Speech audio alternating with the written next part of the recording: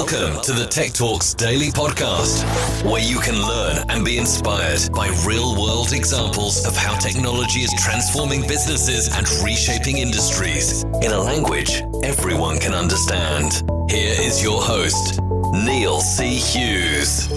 Welcome back to the Tech Talks Daily Podcast. Now, I have asked you all to rate and review this podcast to help us in the fight against algorithms and help bring more listeners to our community and prove that technology works best when it brings people together. And I also said, if you send me a screenshot, I'll give you a shout out. And today I've received an awesome review which goes something like, Neil keeps the discussion lively and he talks with fantastically innovative people who are all doing cutting edge work. And I also love the tagline of the podcast that technology works best when it brings people together. And that amazing review was from not a koala bear in the United States of America. So if you are not a koala bear, a big thank you for listening and for taking the time to review the podcast. I just wish I knew your real name so I could thank you properly. But please keep sending them over and I will read out your real name. And if you are not a koala bear, send me a quick message now, techblogwriter@outlook.com, and I'll thank you properly in another episode. But this week, I should be flying out to Vegas to cover Dynatrace Perform. But because of the events that's going on in the world, and we don't need to go any deeper into that, the event has gone virtual this year. So I'm going to bring Dynatrace Perform to you all, wherever you're listening. And in light of the recent Log4Shell vulnerability that has been dominating headlines and news feeds, I thought it'd be a great opportunity to get Asad Ali, Senior Director, Global Centre of Excellence at Dynatrace, onto the podcast because I want to talk about the longer-term impacts this vulnerability will have on the way that organisations handle their cybersecurity practices, and also, most importantly, the next steps that they can take in the more immediate term. Because some organisations may not even know they are affected or which instances of the vulnerability are most urgent to address. And not all instances will be present in applications that are exposed to public networks and can also go on to reveal sensitive data to malicious attackers. It's such a big topic, so much to go through, but enough from me. Buckle up and hold on tight as I beam your ears all the way to Arizona, where we can speak with him now. So a massive warm welcome to the show, Asad. Can you tell the listeners a little about who you are and what you do? Thanks, Neil. Thanks for inviting me to your podcast. So my name is Asad, and I've been with Dynatrace for 12 years now. I run a sales engineering team within Dynatrace, but the set of people in my team are subject matter experts in cloud Dynatrace, so very specialized set of sales engineers. And I'd love to take you back before all that and before Dynatrace. Can I ask you, share your origin story, where your passion for technology came from and what it was that put you on this path you're on now? Yeah, so I grew up in India where I did my bachelor's in computer science. And when I first started going to the school, I was fascinated by software. Hardware was there, but software really caught my attention because it's like the problem-solving mode that I go into. And I love automation. So that was exact fit for me when it comes to software. So I would spend a lot of time in the lab coding around and all that. Then in late 90s, I moved to San Francisco for a work thing. And again, I worked for a transportation company. That really gave me insight into not only the software, but also how the customers and how the users are really using the software and all that. Got a great opportunity to learn that. And then after I did my MBA, that really shifted my attention to not only looking at the software, but also how does it pertain to real world? How does it impact real users? So that took me journey into more sales engineering. But even with the sales engineering, my focus is customers. How are they using the software? What are they building upon? That's the most fascinating part. I always say on this podcast, technology works best when it brings people together. So that speaks my kind of language there, and how you're using technology and the customers and how you can solve problems for them. But one of the reasons I invited you on the podcast today was after the recent Log4Shell vulnerability, because it's continuing to dominate the headlines even now. And can you tell me a little bit more about the long-term impact this vulnerability is going to have on the way organisations handle their cybersecurity practices? Because it's a big talking point right now, and there's a lot of changes happening, isn't there? It is. Absolutely. You're absolutely right on that. I think one of the things that I have observed is security is always important for customers and they're always looking at it. But this Log4Shell vulnerability really caught everybody's attention. And the bottom line here is that as Log4j is a library that is used in Java, pretty much most of the Java applications. And basically what it does is that it allows me as a developer to write things into a log file, then that I can look at it later on to figure out what went wrong, or just for my own debugging purposes. I just want to write things to the log file. But the primary cause of this Log4Shell vulnerability is that a lot of trust is put into what is put into the log file. That means that the Log4j library never check for the content, whether it is safe or not. So any data that is supplied by an untrusted outsider, that the data you're just printing out to the log file for later reference, can take over your server. And Log4j also has a feature called lookup. Simply, it means that a user who is supplying the data you're planning to log gets to choose not only how it is formatted, but even what it contains and how that content is acquired, which is a big deal because now as an outsider and knowing this vulnerability exists, I can download stuff from outside of the network, install on any machine that has this vulnerability and run things on it, which is a huge with Log4Shell that was discovered December 9th. Now, what I see is that because of this Log4Shell vulnerability, I'm seeing as I'm interacting with our customer base is that there is a very big focus now on DevSecOps, more about how do we bring security, shift the security to the left. The moment the developer like me is writing a code and checking my code, it has become very important for enterprises to really make sure that the code is immediately checked even before it leaves the development environment. So this whole DevSecOps is what's going to happen, and I'm hearing that a lot from our customer base. And something else that put you on my radar was when I was doing a bit of research on this subject, and I came across a little bit about your belief on this and why today's cloud environment's dynamic and complex nature has actually broken traditional approach to application security. But for people that haven't heard about this before, can you expand on that point? Sure, absolutely. So you're absolutely correct on the fact that there's in the last 5 to 10 years that there's a huge migration going on from on-prem application, monolithic application, to moving the application to the cloud, breaking into microservices. Now, what is happening with that? The traditional way of looking at security is more about you are doing static code scanning, and you scan through the code. But the whole notion of that doesn't fit well when you look at the microservices world. When you look at containers and Kubernetes environment where you are running different pods, you're running it in different locations. Now the onus comes is how do I make sure that the code is secure and does not have any vulnerability? The other thing that is happening is as a developer, I'm pushing code at a very high frequency. I'm building code. I'm downloading a lot more third-party software because it just makes my life easier. So now, with the microservices architecture in the container world and in Kubernetes and everything running in pods, this vulnerability could be anywhere in your pod.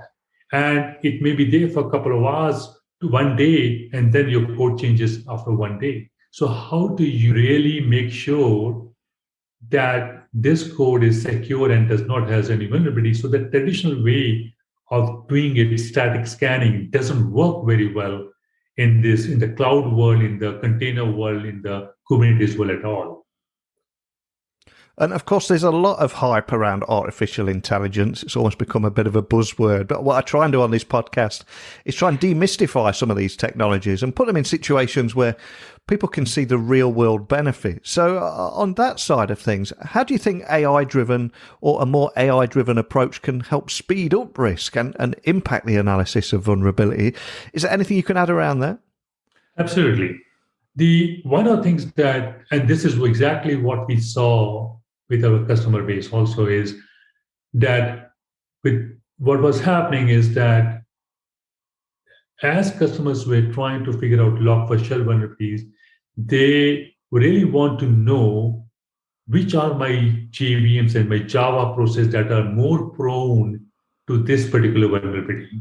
And if you look at the timing of Log4Shell, it was a very tricky time because a lot of retailers, e-commerce, and banking application, they were frozen since October because they don't want to make any changes. So when this Log4Shell vulnerability hit on December 9th and 10th, they had to break that rule. And what they really wanted to understand is which are my Java processes that are really vulnerable. And what the AI approach does is it tells you exactly which are the Java processes that are exposed directly from the outside world. So that allows the security team and the application owners to really focus on only those Java processes that can be accessed directly from outside world. What I mean by that is, if I'm an outsider and trying to access an application, can I reach that Java process by going from a browser?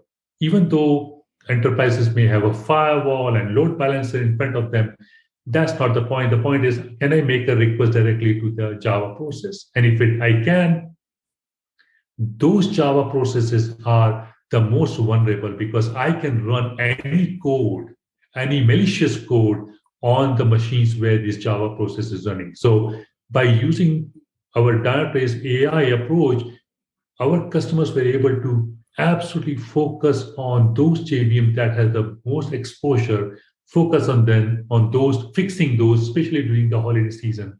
And then they took the approach of fixing the Log4Shell vulnerabilities in other Java processes. This way they were able to prioritize which one to look first and which set of JVMs to look second.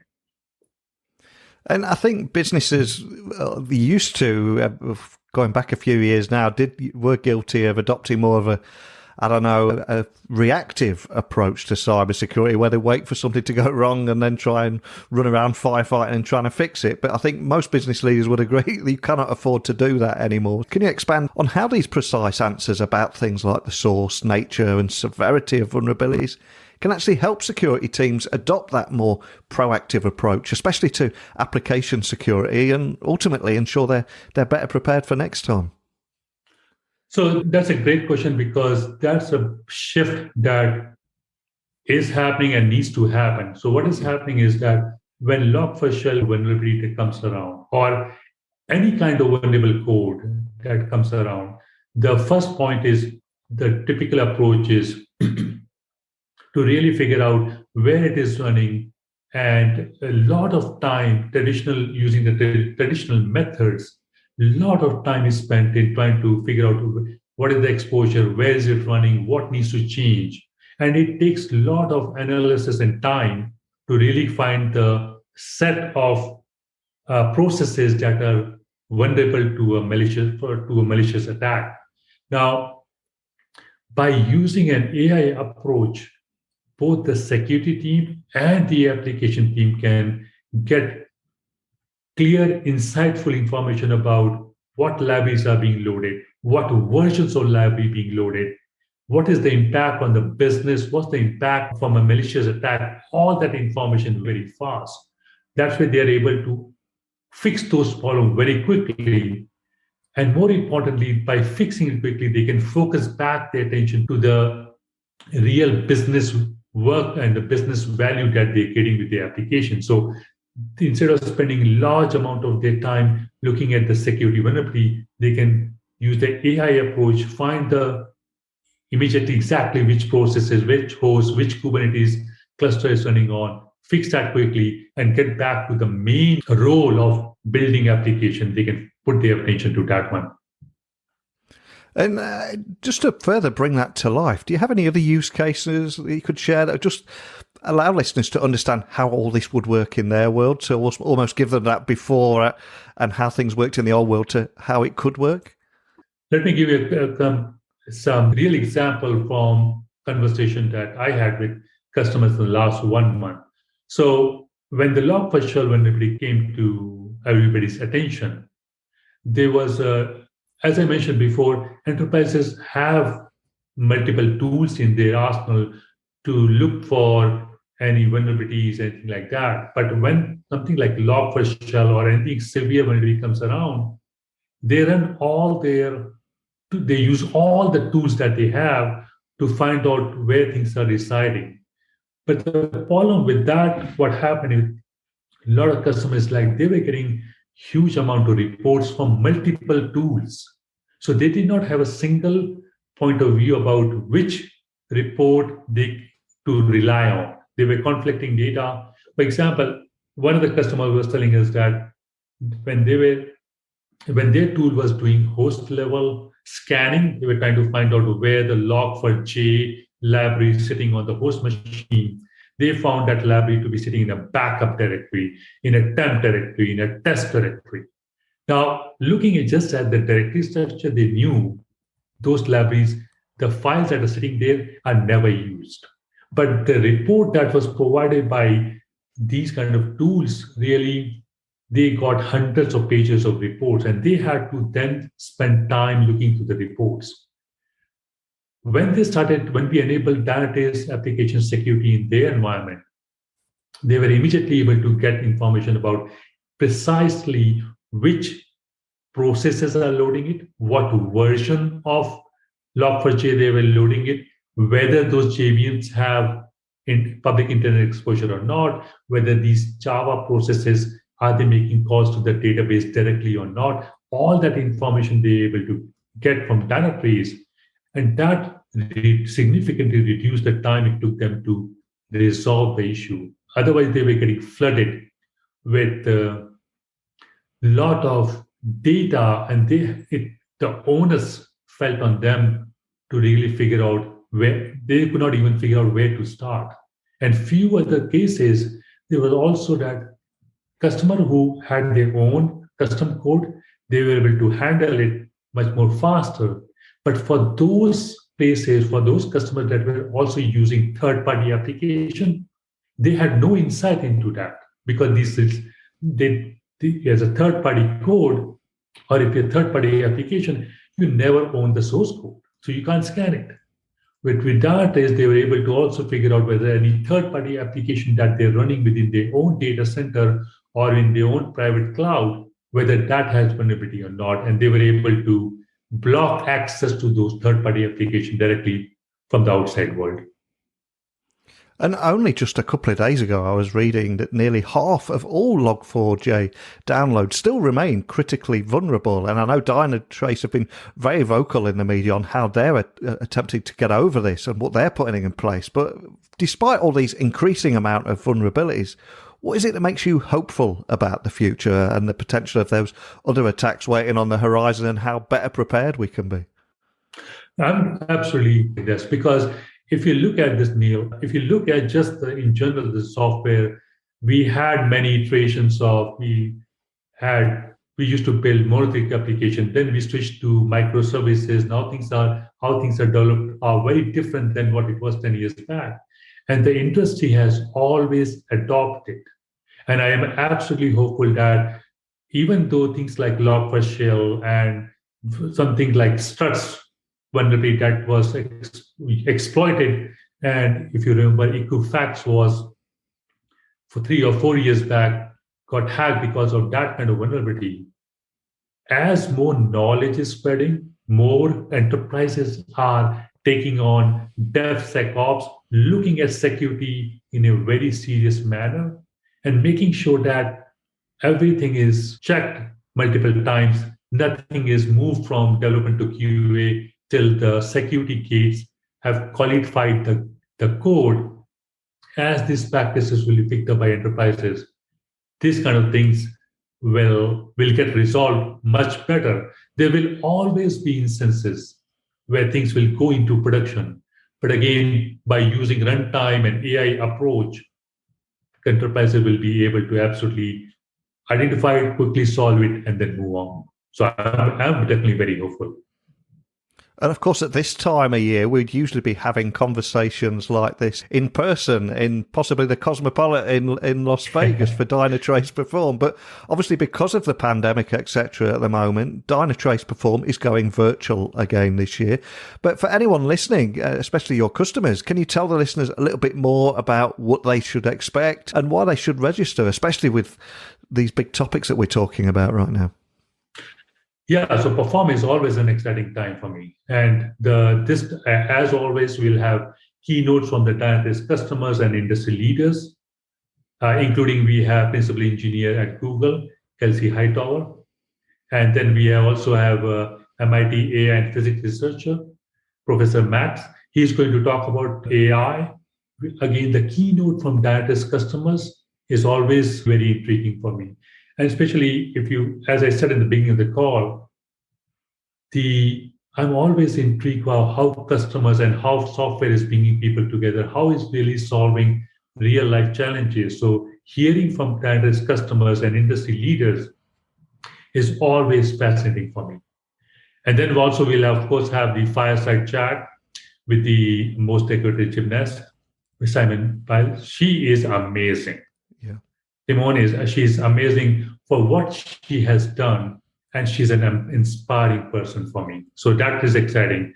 And of course, we'll have the customer panel, breakout session, discussions about not only observability and APM, but also on application security, business analytics.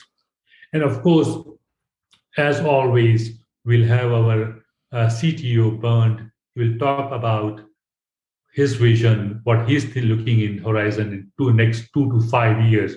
Is always intriguing and exciting to hear what he's thinking for the next 5 years. And if you look at it, Neil, if you follow his thinking and what he talks about at Perform, things showing up in Dynatrace, and that's again, very exciting part of Perform.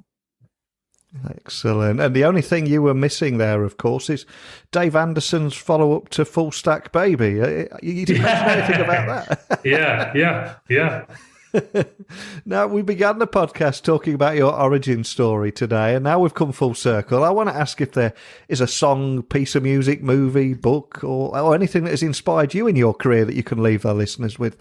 What would you choose and why? I will choose a book that I've read now 3 or 4 times, and that's Tipping Point from Malcolm Gladwell. Yes. And it's an amazing book, not only for the amount of stories and insight that he has provided in the book, but also the fact that small changes can make a great impact in different parts of our life. And it's also appropriate at this time that I believe we are at a tipping point on the application security side, whereas, as I mentioned, as enterprises make smaller changes of adopting to DevSecOps, it will have a huge impact. So I love that book, and I go back to it over and over again because there's just so many nuggets in there. It's a great book, a great choice. And any Malcolm Gladwell book as well, always fantastically produced for listeners of audio books. They really do lead the way with how he produces those. But I'll add that to our wish list so people can find that online, and maybe we can inspire a few people too today. But before I let you go, for anyone listening wanting to find out more about Dynatrace Perform or contact a member of your team, what's the best starting point for everything? The best place for them to really go is go to dynatrace.com, our website, which not only has now a lot more information on the application security side, but also talk about a lot of what's coming up in Perform, the agenda for Perform, the keynote speakers and all that. And they, of course, can follow me on my Twitter handle, which is at Asad Thoughts. So those are the great places for the listeners to go to and get. I'll add those links to the show notes so people can find you nice and easily. And I love chatting with you today about, yes, the longer term impact that these vulnerabilities will have on the way organisations handle their cybersecurity practices, but also the steps that they can take in the more immediate term. I think it's so important. And of course, for taking the time to share your origin story with us all today and leaving us with a great book. So thanks for sharing that story with me today. Thanks, Neil. Thanks. Really appreciate it for inviting me to your podcast. So my takeaways from that conversation there were all about why the dynamic and complex nature of today's cloud environments have broken traditional approaches to application society, but how an AI-driven approach can help dramatically speed up risk and impact analysis of the vulnerability, all by automatically and continuously identifying and prioritising instances that access those critical databases or file systems in the environment. And it's getting those precise answers about the source, nature, and severity of vulnerabilities that can help security teams adopt a more proactive approach to application security and ultimately ensure that they are better prepared for next time. But what about you? What are your takeaways? How are you dealing with all these issues that we discussed today? I'd love to hear your insights. Get them shared on here, whether that be an email to me at techblogwriter@outlook.com or a DM on LinkedIn, Twitter, Instagram at Neil C. Hughes, or you'd like to spend half hour with me and share those experiences here on the podcast. Whatever it is, my door is open to you all. So please keep those messages coming through. I'll have another guest warmed up and ready for your listening pleasure tomorrow. But a big thank you for listening. And until next time, don't be a stranger. Thank you for listening to the Tech Talks Daily Podcast with Neil C. Hughes. Remember, technology works best when it brings people together.